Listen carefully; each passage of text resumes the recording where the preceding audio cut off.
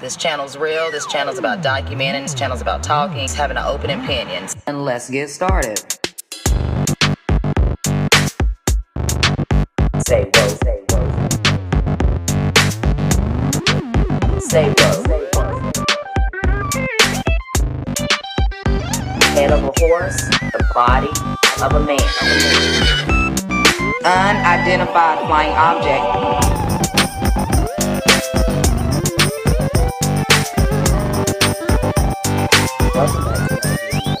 Welcome back to another video. What's up, guys? It's me, Do Not Obey, and welcome to another video. Let's get right into this. Now, we're going to be talking about mermaids and sirens. Y'all know I love mermaids. I have, you know how I'm about fairies and just, y'all know me, and if you don't know, now you know. Okay? Now, this is just some information here on the screen that I'm putting up here for you guys. If you're driving, I do apologize, but it's basically just breaking down that sirens are half bird, half woman creatures, okay? And this comes from Greek mythology, to where mermaids have the upper body as a woman, you know, lower body as a male.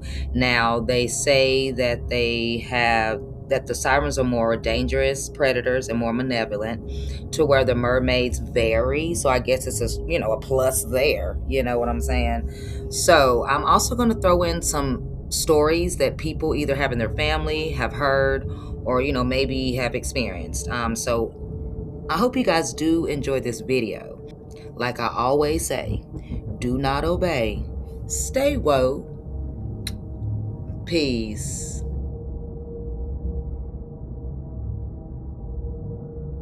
About sirens and the demonic marine kingdom, I have to share with you guys a situation that happened with my family. I am Haitian, I'm Caribbean. Something that happened with my family that I truly believe had to do with sirens, or mermaids if you want to call them that. If you've been watching my channel, this one or my main, you know that we have been talking about the book of Enoch. Disclaimer, I do not read the book of Enoch as scripture. I read it as lore or mythology. Oh yeah, TikTok, this is for entertainment purposes only. None of it's real, it's all fake.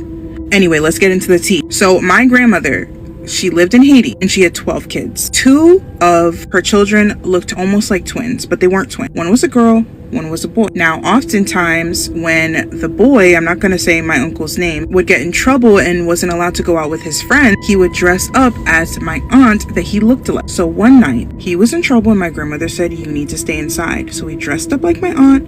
He was wearing very sparkly things from what I hear, and he was dressed, in girls' clothing to be able to sneak out. His friends wanted him to come out on the water at night. Now, if you know about sirens in the Caribbean, if you know any Haitians or Jamaicans, ask their family, and I promise you, they have a story about sirens. You are not supposed to bring shiny things. You are not supposed to go to the water at night. He did a mixture of both. While he was out there on the water with his friend, he fell overboard because I believe they were on a boat or they were night swimming. I'm not sure. These are just details I put together from hearing story from different parts of my family. He was in the water at night and all of a sudden he was gone, without a trace, gone. Now, my uncle was a very good swimmer, like an avid swimmer. He never would be close to drowning, and everyone attested to that. He was gone without a trace. Now, you would think that it could probably be something like a whirlpool or anything, but most of the time you're going to hear some kind of splashing. Someone around you is going to notice that you're going down in a whirlpool. No one heard a thing. Every day after that, for months, my grandmother went to the ocean with a towel expecting him to come back, but he never did.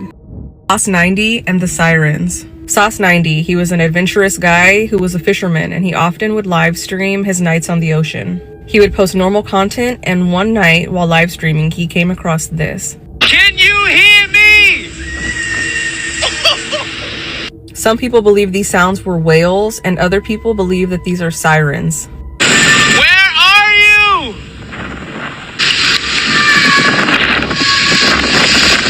I can't hear it. Oh. That one echoed a lot. That one echoed from the other side of the damn boat.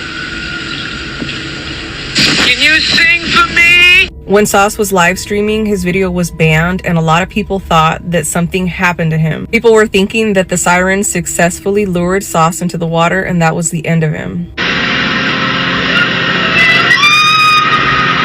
The two things that you guys pointed out to me in this video was the big light coming up from underneath the water, and how in the beginning it sounds like it said, "Jump for me."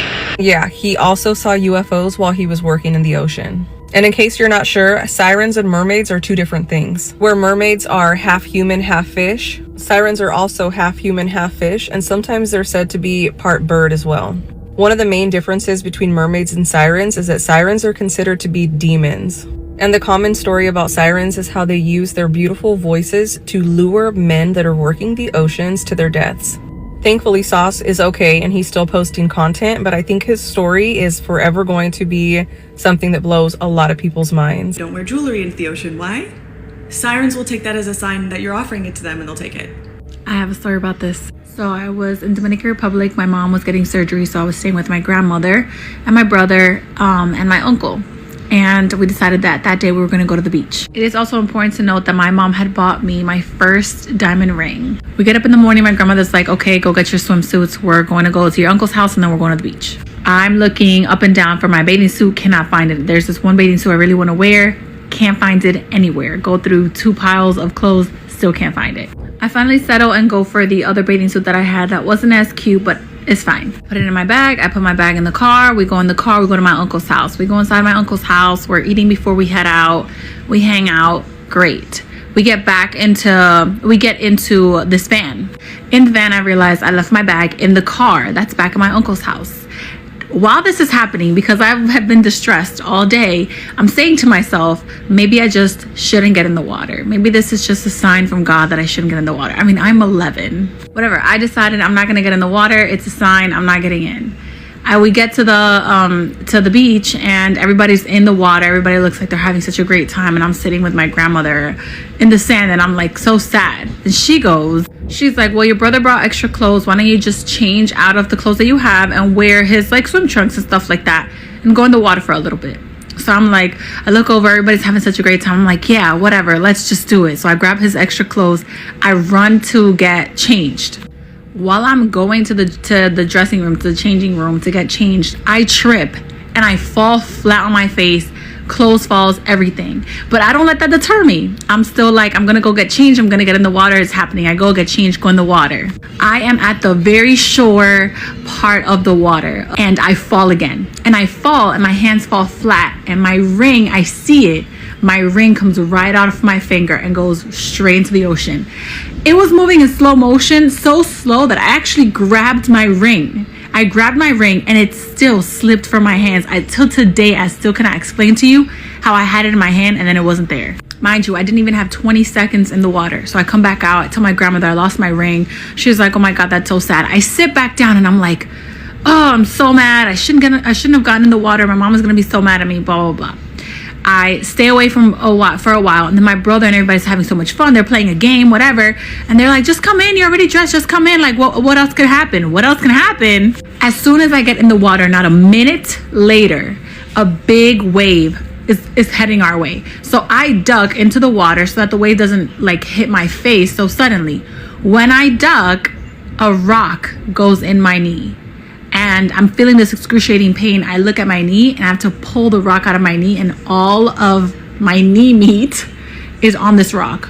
Blood is gushing out of my leg and they end up having to take me to the hospital. Long story short, I end up having to get stitches, no anesthesia, because they had ran out where we were. And that is just to go to tell you that sometimes they will take that ring as a warning just not to take you. Legends of sirens luring sailors away to their death. Yeah, because what are sailors out there doing? Most sailors are in the fucking ocean doing what? Hunting the goddamn fish, hunting shit. They ain't supposed to be doing that anyway. So now that the sirens back, that's why This is where sirens come from. I'm about to blow your mind. If you have not read the book of Enoch, this is gonna come as a shock to you. As a kid, I've always been obsessed, and this isn't just because of The Little Mermaid. I've always been obsessed with mermaids, aka sirens, for the longest. And I always wondered, okay, but what is their lore for real? Like, where do they come from? If they are in the ocean, like, what, has it just always been here since God's creation from the beginning of time? I know that's not the case because it doesn't say in the Bible that they've been here forever. So how were they made? Where did they come from? Y'all, This is gonna blow your mind. Sirens are the mothers of demons, and I'm gonna explain to you how. Now, I do read the Book of Enoch as history or lore, not scripture. I do not read it as scripture, but it's interesting to know like the heavenly history of it. So we already know about the third of the angels that rebelled against God because they wanted to be God, right? So basically, when they came down and they procreated with mortal women, they ended up having an offspring called the Nephilim, aka giants. Now, this wasn't like the big green friendly giant. Like, they were ravenous, Attack on Titan style, y'all. And during this time, it was nothing but calamity and chaos on the earth because of that. And with the fallen angels allegedly mixing DNA and trying to create half human, half animal creatures, which is the reason why I feel like it is true, because you see half human, half animal creatures all throughout mythology in many sectors of it. And if it wasn't true, if it didn't have some truth to it, then why would that be there? Why would it be so consistent? Same with sirens. So at that point, yes, God sends the flood, right? And I always wondered, okay, well, if the fallen angels were dealt with, sorry y'all, these waves are high. Oh my gosh, they're so loud. Sorry y'all, but if the fallen angels were dealt with and the Nephilim drowned in the flood and their disembodied spirits became part of the demonic realm, what happened to the women? The Book of Enoch says that they were cursed to the sea. Their souls were cursed to roam the sea. And if you think about it makes so much sense, because throughout mythology, sirens have always been, I guess, bitter and trying to increase the demise of men in general by luring them with song. With song, y'all, now we know that Satan is an angel, or was an angel of worship, or an angel of music. So if they're part of the demonic realm, they have the gift of music. Like, y'all, it's connecting. And it would make sense that sirens have this anger and like this eternal just like hatred for men, because they were cursed to the sea due to their link to men.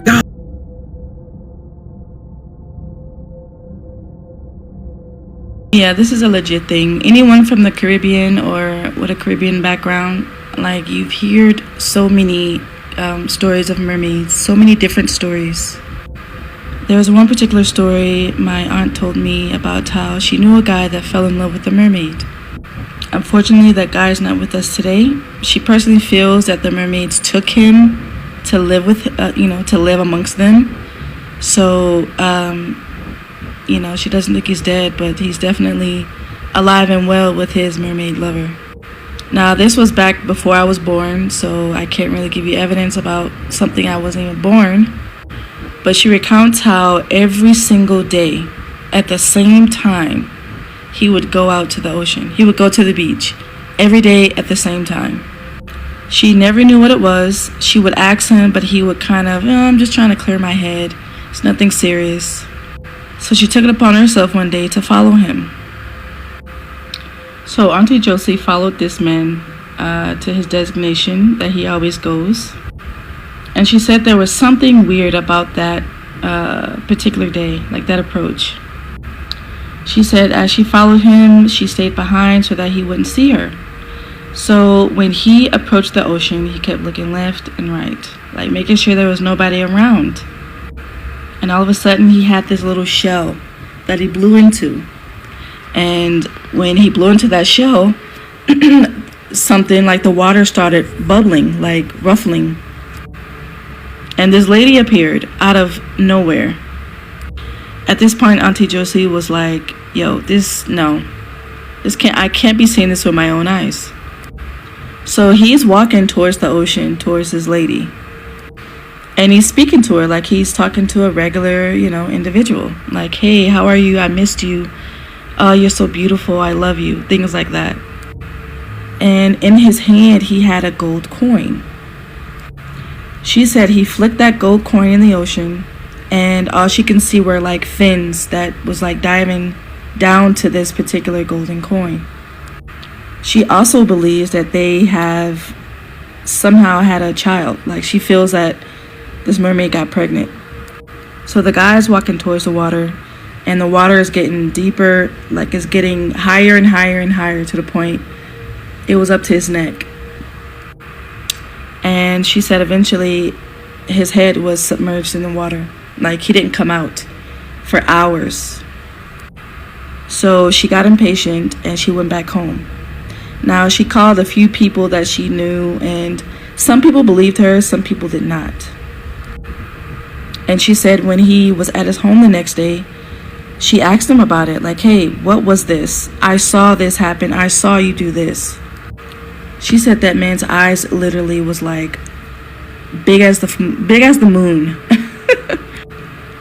And she told me that he grabbed her, like, tell me what you know. Like, what did you see? And she said she was scared. She was like, I didn't see anything. I didn't see a fucking thing. I didn't see nothing. And he told her, do not tell anyone what you saw. He knew that she saw something if she's bringing it up to him. She said she followed him one more time to the ocean. One more time when he least expected it. She followed him one more time. When he was at the ocean, he had a bag with him. And she said it looked like the bag had like clothing, like essential things that you need when you're traveling. She said he walked to the ocean like always, and he never came back. Never came back. She said she went to his house. She asked around, like, have you seen this person? And he did not reappear. He has not appeared to this day. He told me the grandmother said, sea doesn't take people, it invites them. Marcus said to this day, after this situation, he still sleeps with the lights on. Marcus grew up in the Caribbean, in a coastal town where everybody knows everybody, and the ocean is part of daily life. Swimming at night was normal for him and his friends. They would party, drink wine, and go in the water and swim. You know how young people be. Nothing scary, nothing strange. Until one night, one evening, Marcus couldn't sleep. The air was hot, the moon was low, the water looked very calm. Walked down to the shore alone, no phone, no music, just the sounds of the wave. When he stepped into the water, he heard it. Not a voice, gang, a hum. Soft, slow, and feminine. Said it felt comforting, like someone who knew him somehow. Marcus followed the sound without realizing he was moving deeper and deeper. This is when Marcus lost me. There's no way I'm entering that water after hearing humming. But y'all know what it is. It's like a call, especially to men. Even when I hear an audio of a Mermaids song, it doesn't sound bad to me. It doesn't sound uncomfortable to me. And I can see it. There is a kind of alluring energy about it. So as he's moving deeper and deeper into the water, that's when he saw her again, sitting on a rock offshore. Long black hair, skin glowing underneath the moonlight. He said at first, she looked human until she smiled. He said there were too many teeth. He said her eyes reflected the light, like how animals do. She didn't speak. Her hum grew louder. Then Marcus realized something was wrong. The sound wasn't actually coming from her, gang. He looked down and he saw shadows beneath the surface. More than one, too, circling him. The woman slid off the rock and into the water without a splash. When she emerged again, he saw her tail. Long, dark, like muscular. So she ended up touching Marcus' wrist. The moment she did, the hum stopped and everything felt heavy, he said, like the water was pulling him down. Suddenly, gang, a voice shouted his name. Marca! Mark! It was his aunt Elena, calling from the shore. The woman's expression changed, annoyed, disappointed. And then the mermaid was gone, gang. The water was still, but empty now. Marcus swam back to shore, ran home soaking wet. His grandmother saw, didn't even ask any questions. She just said, sea has families too. In folklore, there is a sea spirit that is similar to a mermaid. It's called La Sirene. And this woman named Rosaline emailed me and said that her mother was born in Jacmel, Haiti, and when she was 12, she drowned. Or at least that's what everyone believed. It was Carnival weekend. Her and her cousins were swimming, and she went out under the tide. She never came back up. Her cousins ran back to shore, told the parents. Everybody searched for her. They combed the beach, they combed the shallow parts, but they could not find her. Rosaline says that although she doesn't practice, her mother's family practiced Haitian voodoo. So every day while her mother was missing, her grandmother lit candles until wax coated the floor. She refused to believe her daughter was gone. And after 3 weeks of lighting candles, her mother walked out of the ocean. She was completely dry. Her hair had grown past her knees and her eyes were darker. When she made it home, she didn't speak for a week. And when she finally did, she told her family that she had gone underwater and a woman with hair that floated around her who sang lullabies backward had taken her underwater. Rosaline's mother said that the woman offered her a choice, which was drown like the others or rise in my name. And her mother knew that this was La Sirene, the queen of the drowned. Rosaline says that her mother told her family that she said that she wanted to live, and so she was marked. She was indebted to La Sirene. And as she got older, she stopped aging like the other girls. She was extremely beautiful, and at 16, she looked 22. Word spread quickly, and by the time she was 17, another voodoo priestess had heard about her in another city and came to see her. She talked to her about the importance of leaving offerings for La Sirene so that she was granted luck and protection. She said they also performed rituals to bind her to the sea, although Rosaline isn't sure the details on those. They left the ocean offerings to make sure she was protected: mirrors, perfumes, pearls. But her offerings came with rules, which was no marriage, no cutting her hair, and absolutely no children. But when she was 21, she left Haiti because she met a man and fell in love, and she moved to the US with this man and eventually had Rosaline. Rosaline said her father was not from Haiti, he was American, and he did not believe in spirits, so her mother, not wanting to scare him off, never told her about her family's practices or the fact that she had had an experience with La Sirene when she was a child. And so she says her mother never told her father, maybe out of love, maybe out of rebellion, but from the second Rosaline was born, things started going wrong. She said by the time she was 8 months old, she had not one but 2 near drowning incidents, and by the time she could talk, she was singing a lullaby in Creole that her mother had never taught her. And by the time she was 7, she noticed her mother changing again. All of a sudden, her mother refused to go in the bathroom unless the mirror was covered with a sheet. Sometimes she would find her sitting on the edge of the tub staring into the drain. Her mother started spending her nights writing long letters at a desk, which she kept in a carved wooden box underneath her bed, with other little trinkets, conch shells, lipstick, and a vial of water that Rosaline believes was seawater from where she was from, that Rosaline was absolutely not allowed to touch. And at the time, Rosaline didn't know what all this was about, but when she was 14, her mother sat her down and told her all of the things that she never thought she would. She said, "This is the truth. You were never supposed to exist, and before you were born, I promised you to someone else." She said, "I bought time, but I didn't fulfill my side of the bargain, so now the debt is yours." But then she tells Rosaline, "I love you so much, I think we can save you. You just have to promise me you're never going to swim, you're never going to sing in front of mirrors, and if you're in the bathtub and you hear singing from the drain, you'll get out immediately." And Rosaline said although her mother was always a spiritual woman who never went near bodies of water, never swam, she just thought she was unwell. She did not believe a thing that she was saying. But when she died last year,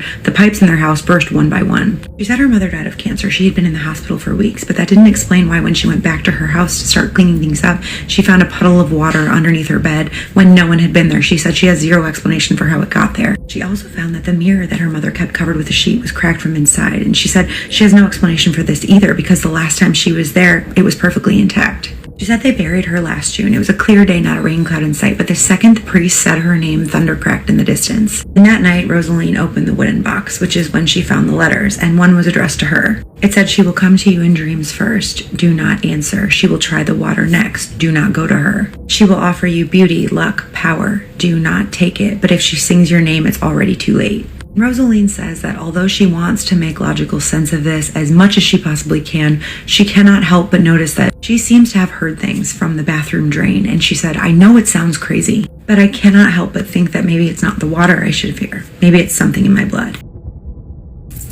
Tell me something you saw as a child that no one believed you, but you know you saw it. Story time, y'all. This is real, not for fake. So when me and my sisters were living in Jamaica, we lived in this country town called Comfortall. It's in Manchester. So we went to church faithfully every Saturday, and my church, they used to help elderly people who couldn't cook or get around. They usually used to be members of the church, and they just got old and they probably didn't have a family to take care of them. So we used to bring them food. So this Sunday, my grandma sent me and my sisters, and I know she sent one of our cousins with us. We drop off the plate. My cousin like, "Do y'all want to go to Dinah Well?" Y'all, Dinah Well was one of those things that as a kid, like, they used to always talk about it. It's like, yeah, it's mermaids there. Like, mermaids are in the well. It really was a pond. Even though we call it Dinah Well, it really was a pond. And they were like, mermaids are back there, and people that went missing, da-da-da. But, it's like one of those tales. So we go there, y'all, and I kid you not, it was off of some stuff like a movie. There was this stream, and there was this small damn board that we had to walk across. So we walk across the board, and now that I look back, thank you, God, that board did not break. We probably would have drowned. Like, we shouldn't have not been back there. So we walk back there, y'all, and we're like super quiet. Our cousin's like, "Y'all gotta be quiet, gotta be quiet, gotta be quiet." So we're quiet back there. To this day, y'all, I don't care what nobody said. We saw this huge tail hit the water. I can't talk.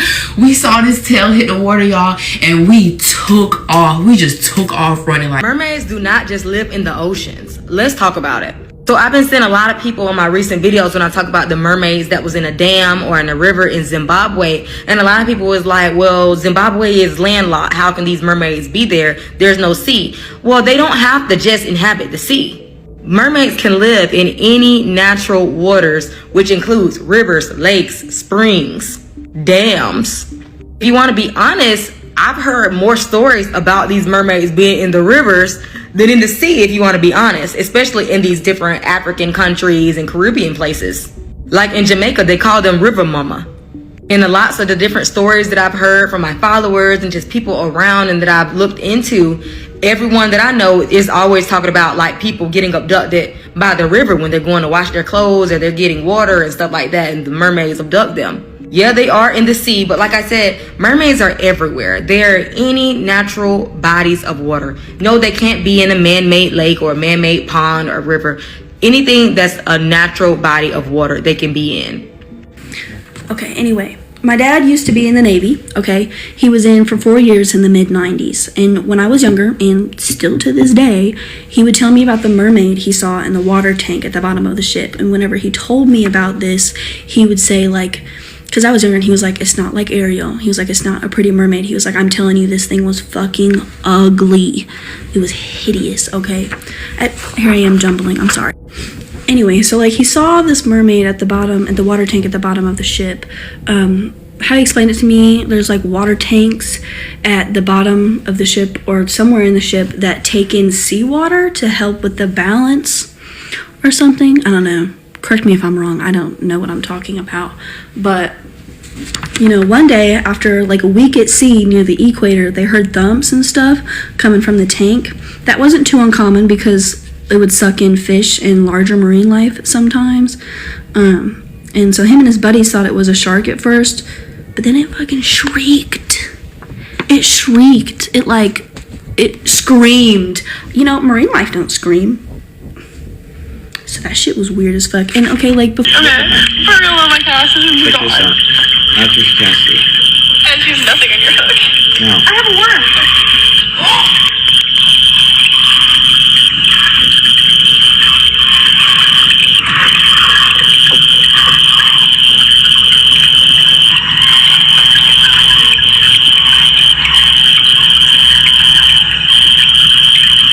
What is that?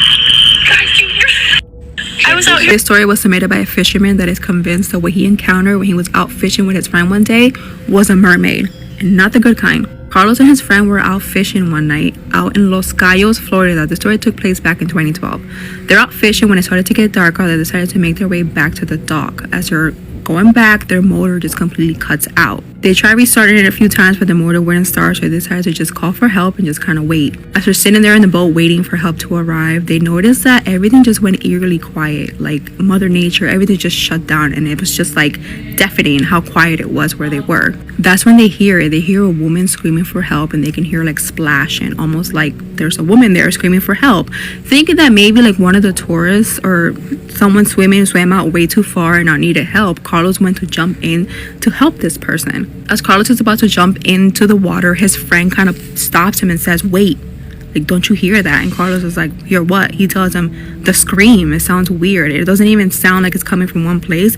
It sounds like it's coming from all over the place. Like we're being surrounded by this scream. Like the scream doesn't sound right. Carlos is of course like, what are you talking about? There's a woman that needs help. I'm going to jump in and I'm going to help her. His friend then grabs him a second time and goes, can you just like listen? There's something off about that scream. That doesn't sound like a human scream. Before Carlo even had a chance to argue back with his friends, they see these two hands like go on the edge of the boat. Without even thinking, Carlos goes to grab the hands to like help the woman into the boat. This time his friend literally knocks Carlos out of the way, like Carlos falls to the ground. The hands that reached for their boat were slick and scaly.